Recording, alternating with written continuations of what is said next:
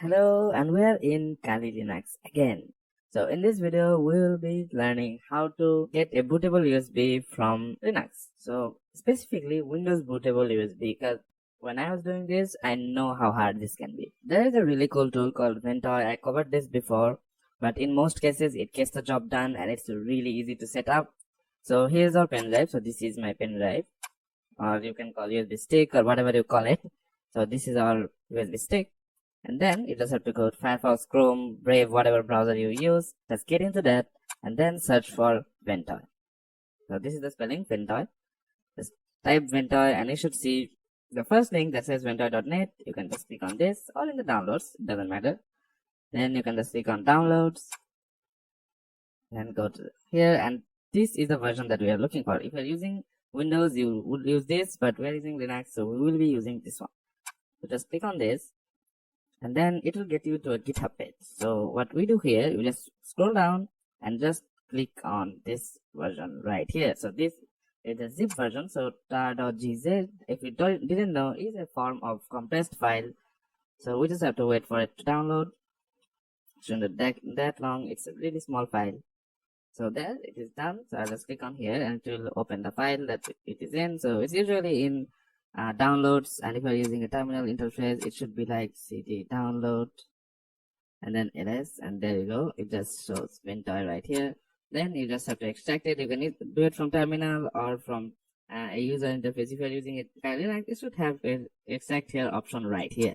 Just click on that and there we go. So it just extracts the file and then scroll down. As you can see, there is a lot of file here, but the one we're looking for is this one. So it says ventoy web.sh. So just right click here and then click on open terminal here. You can do it like this, or if you are more like tech savvy, or you would like to use the terminal mode, just do cd downloads and then do cd ventoy, and that will do the same thing. So whichever method you prefer, but after you get here, just do /, and this is important, / and then ventoy. So just this tab, ventoy,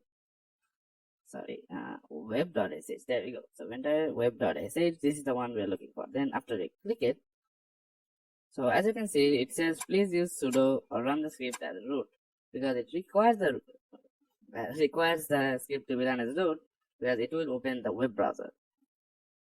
So after you type in the password, and then as you can see, there is a bunch of things here. This is the IP we want.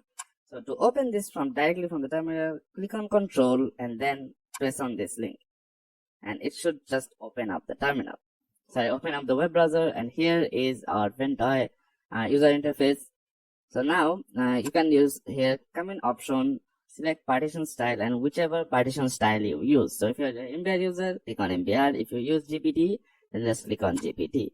So what this will do is make sure your pen drive can be booted from a GPT system, or if you used MBR, it will just make sure that you can boot in from an MBR system. It's easy enough. And then here you can see your pen drive. So if your pen drive shows up here, that means it's working. And after you have selected everything and make sure everything is okay, you can even do partition configuration. You don't have to go there. It will automatically partition it perfectly. And then make sure your pen drive is empty and there is nothing on it or anything important on it, because well, again, it will format your pen drive. So now let's hit install, and here you can see this device will be formatted and all the data will be lost. So after you click OK, it will make sure we're doing a double check. So that's a good thing. So just to be sure, and then there we go. So Ventoy has been successfully installed to the device. So now that we have Ventoy, how do we use it? So how the heck do we use it? So you can just hit Ctrl+C to get out of this. So let me just close this, and as you can see, there is two drives here. So one is called Ventoy, one is called UEFI. So you don't need this, so just leave this alone. You need the drive that is called Ventoy.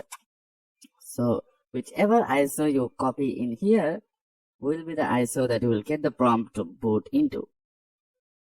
So give me a second and I'll put an ISO here.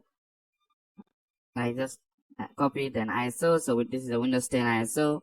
And then what we have to do is just reboot our computer and boot into the USB. So I'll see you guys after booting into it. Not after booting, I'll show you what to do when you boot into the USB. So here we are now booting into the USB. So just select the USB from your boot menu, then wait for it to boot. Get here and then just hit enter. Now remember, you have to have secure boot disabled, because if you have secure boot enabled, it will cause issues. So make sure you have secure boot disabled, and then you can just continue on with the installation from there, and it's pretty simple. That's basically it. That's how you make a bootable USB in Linux. And if you like the video, hit like and subscribe, and I'll see you guys in a future video.